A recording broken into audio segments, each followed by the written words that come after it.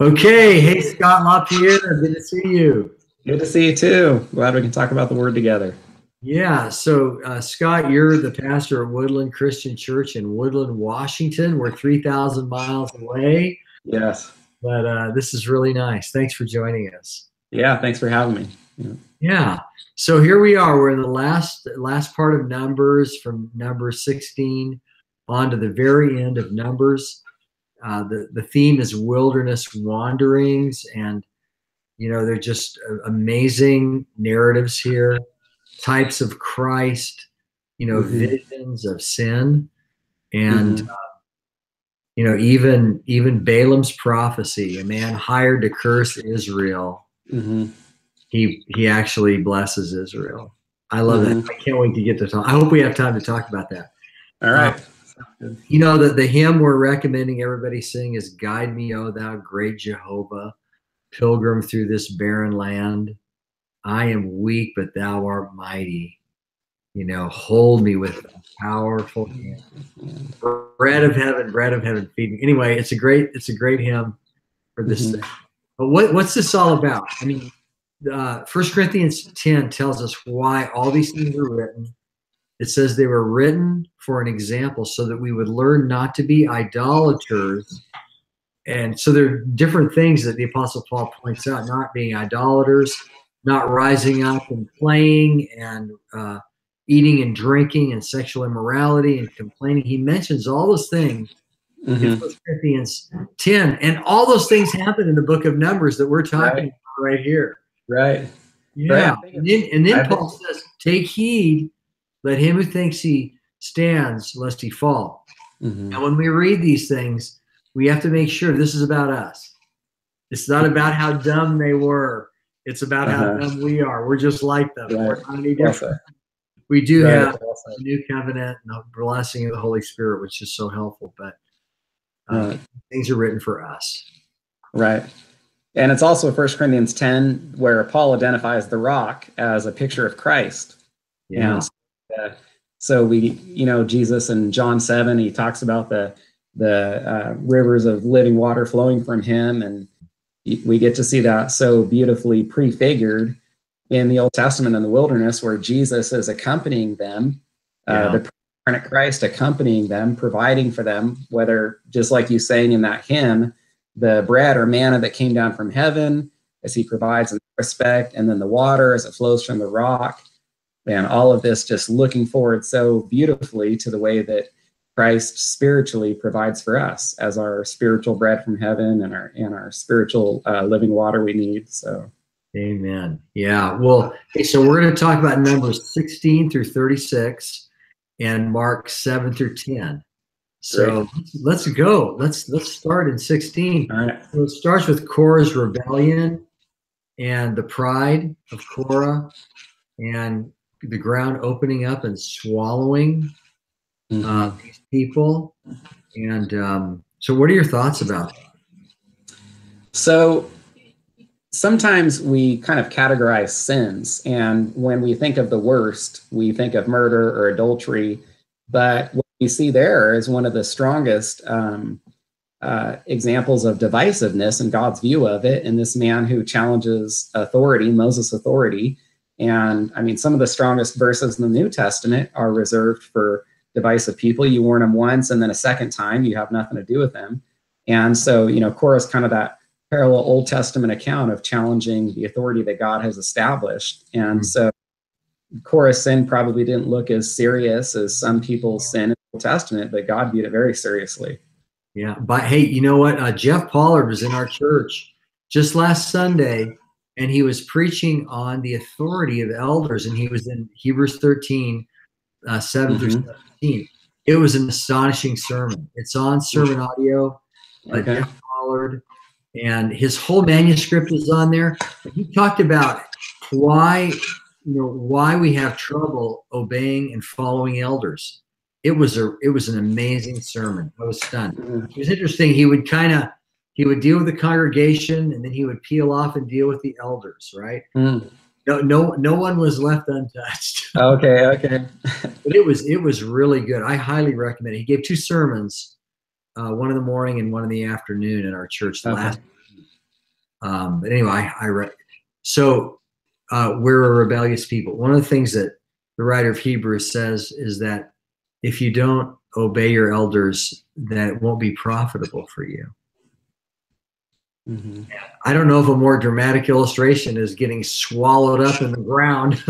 I know. I think there's real significance to that, because God could have ended their lives any number of ways, and the fact that he executed them is serious, but the way that he chose to do it seems to be a strong exclamation point on his displeasure and his anger toward them, because they're. Yeah, that was really, what an amazing story.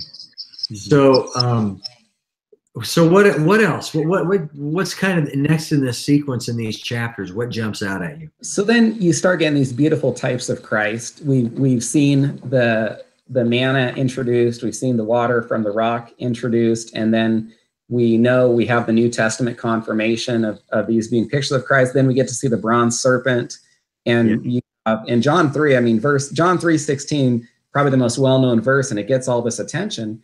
But it's also in John 3 where Jesus, right around verse 16, identifies himself with the bronze serpent as that he's going to be sin lifted up. He becomes sin for us. And the way that, that is a picture of judgment, and that our sin is judged through Christ. And so I suspect at the time, these people had no idea of the great way that the bronze serpent was going to picture their Messiah that would come. But just one of the most fantastic pictures in the Old Testament. Yeah, and when we get to the New Testament, we're going to see many healings, and of course, the bronze serpent. Oh, good. Was for well said. There's healing in Jesus Christ's wings, and when you look at him, you're healed. It's so beautiful. That picture of the bronze serpent. I wonder what these fiery serpents look like. Some say they were like mini dinosaurs flying around. I don't know what they were. But whatever it was, they were biting people and they were getting sick. Right. Yeah. And I wonder if the fiery is referring to the way that it felt, the way that they looked. So, I mean, whatever it was terrible. But all you needed to do to be saved was to look. I think of Isaiah 50, or I can't remember the exact verse, but it says, look to me, all you ends of the earth, and be saved. And that's what the Israelites needed to do. They needed to look up and be saved. And it's a beautiful picture of our salvation as we look up to Christ. Yeah. The devil, he bites you, he burns you, he makes you sick. And Jesus Christ comes and he lays his hand upon you and he heals you. Well said. Beautiful.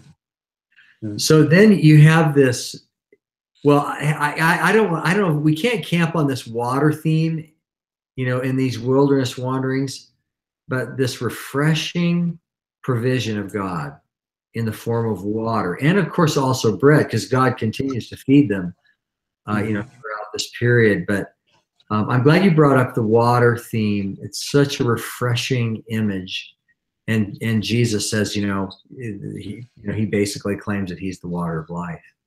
Now let's talk about Balak. I'm really struck by the Balak and Balaam story and the donkey. When we were reading this in our family the other day, we were just laughing about this donkey, and Balaam gets angry. The donkey wanders off, and then the donkey crushes his foot against the wall, and then the donkey lays down. Yeah, and he's hired to curse Israel, but God doesn't let him do it. Yeah, because the donkey gets so much attention.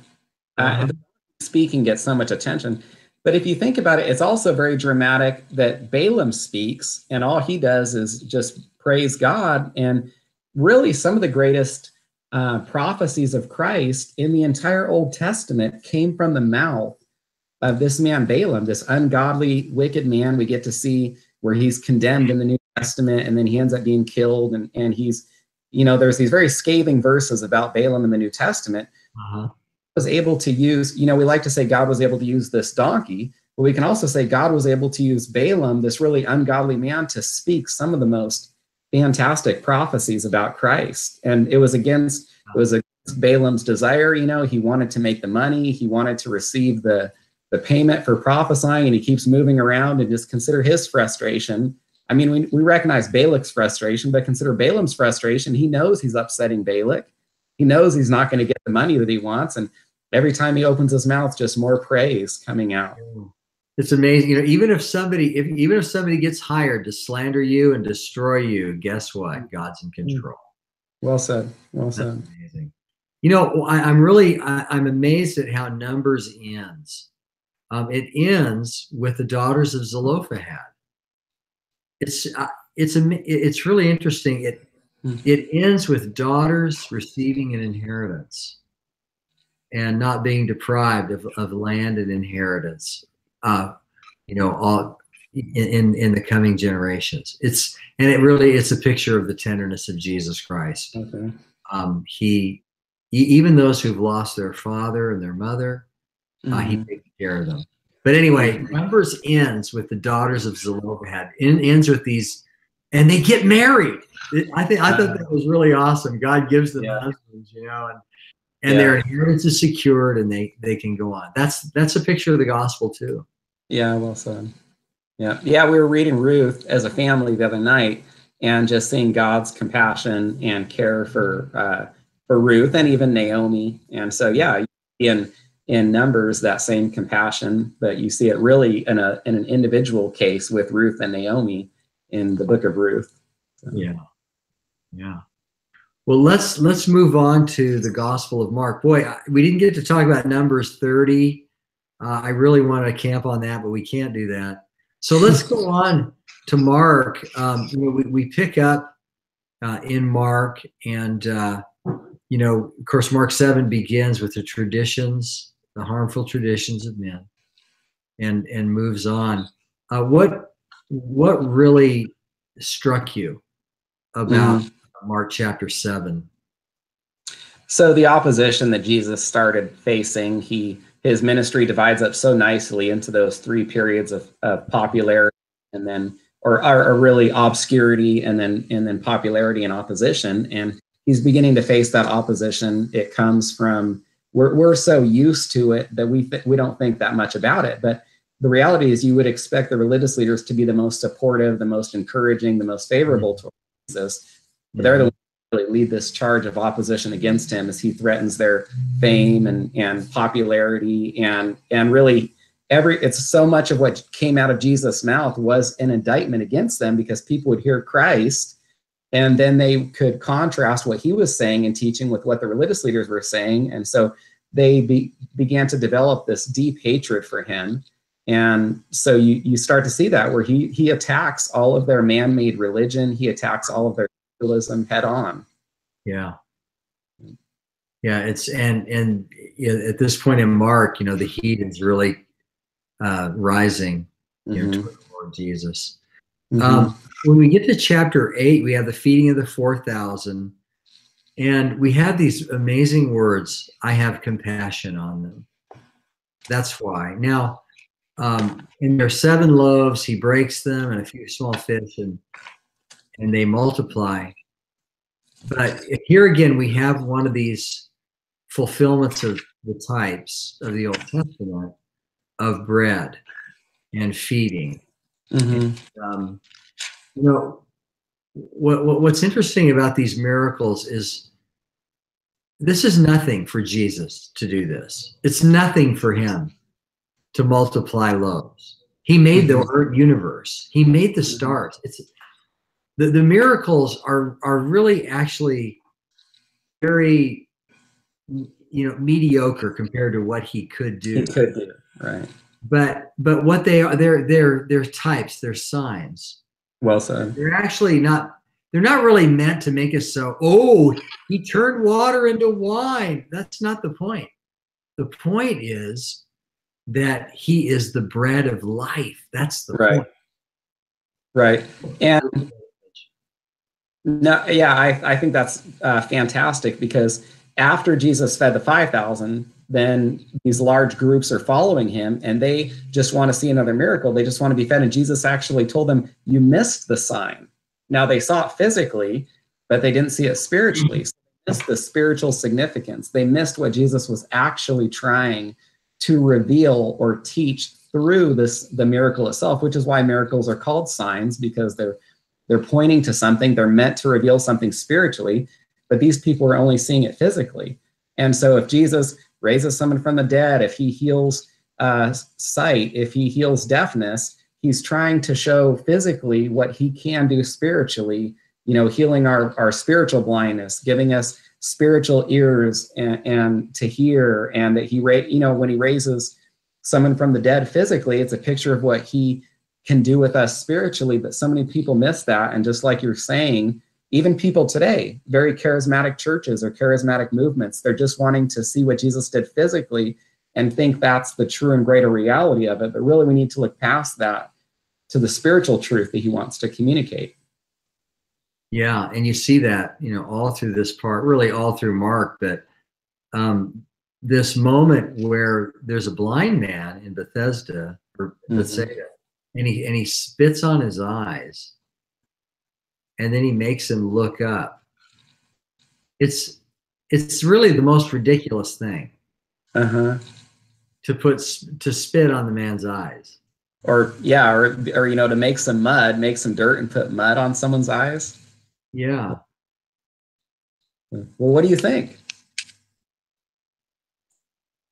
I think that I heard somebody say that Jesus' spit is more powerful than any medicine any man has ever been able to make.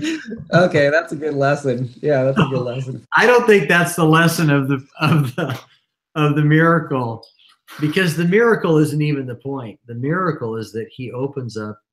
He does what's harder than healing a man's eyes. I mean, you can do certain things to heal people's eyes today, but you can't open their eyes to see the kingdom of heaven. That's the greater miracle. A hard, dead heart is harder to change than some physical thing. So I think that's part of the message there. But also, Jesus opens eyes. I remember when the Lord was really beginning to work in my life when I was in my teens, and I realized that I had been saved. And I remember thinking, the sky is bluer, the ocean is more beautiful, the grass is greener, the trees are more amazing. Everything in nature became more amazing to me. My eyes were open. Awesome. I saw everything I saw everything with different eyes. Awesome. And that's what Jesus does. You're never the same. One other thing that really stood out to me in these chapters was Jesus, because he's facing this opposition. He knows it's going to lead to his crucifixion. It's all heading toward the cross. He knows the rejection that's coming, so he starts preparing the disciples for it, and he's talking to them about his death. He's talking about his betrayal and rejection, and right about that time, the disciples start talking about who's greatest. And so the contrast between, Jesus' humility and Jesus' sacrifice and Jesus' selflessness, and then, the pride and self-righteousness of the disciples surfacing, you just can't miss this tremendous contrast. And you see it in the Gospels. It's not just Mark. It's also in the other synoptics, where you're seeing what Jesus is talking about and then what the disciples are arguing about. And I think, like you said, we need to see ourselves there too. We can't just look down on the disciples and think that we're so much different. We can't think that we don't make the same mistake in being self-righteous and prideful ourselves. Yeah, so many of our problems come from, we just want to be so great, and if somebody doesn't think we are, then we are all discouraged. But Jesus, he's not like that at all. I mean, he tells people over and over again, don't tell anybody, don't spread this around. He's diminishing in many ways. He's not really, self-promoting. He is doing what his Father wants him to do. That's what he's doing.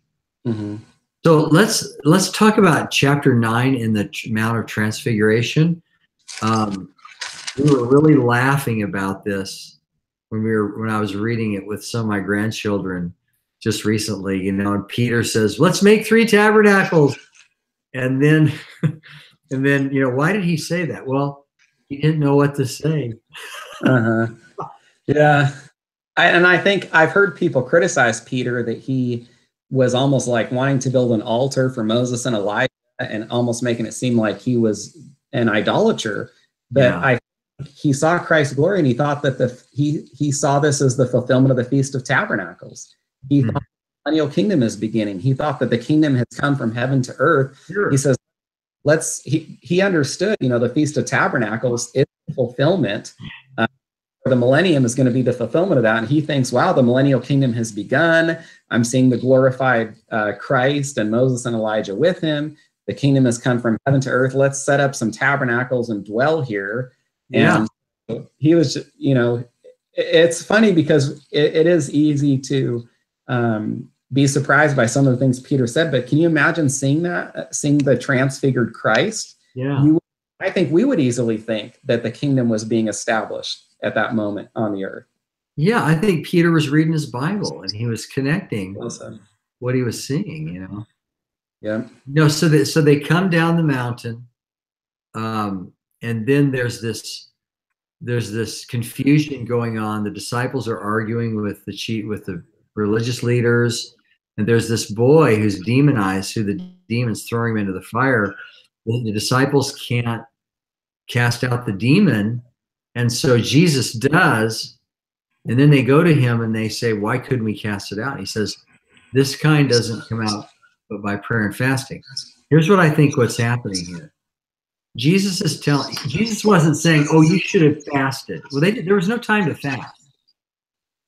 It was their lifestyle of prayer and fasting that made them spiritually weak in the moment.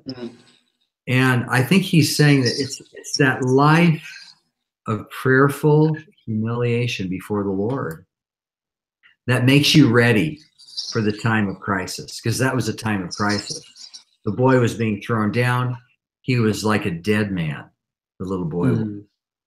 And it was just horrible. And there the disciples are. They were powerless. And I think what Jesus is saying is, make your heart ready every day. Pray without ceasing. And fast. Be ready for whatever might come. I think that's really good. I hadn't thought of that before. We were familiar with that criticism that Christ had or shared with them. But yeah, the truth is for us, it's not going to be some demon-possessed boy, but there are going to be those situations that we encounter, and we need to be spiritually prepared for them. And whether it's some trial or whether it's some evangelistic opportunity or some service opportunity, and we need to be spiritually strong and ready for it. And so, yeah, if we haven't been in the prayer, been in the word, and we haven't been praying, and we haven't been involved in fellowship, and then, yeah, we're going to be very much like the disciples, unprepared for whatever task the Lord has for us at that moment. Yeah. Amen. Well, hey, we've run out of time. It was a remarkable section. What a beautiful testimony of the power of the gospel and the goodness of Jesus Christ to open blind eyes and to heal those who are being thrown into the fire, the ones who've been bitten and poisoned by the fiery serpents. There's Jesus. Awesome. What a blessing. Okay, have a great afternoon. All right, you too. God bless you, brother. Thanks a lot. Yeah. Bye-bye.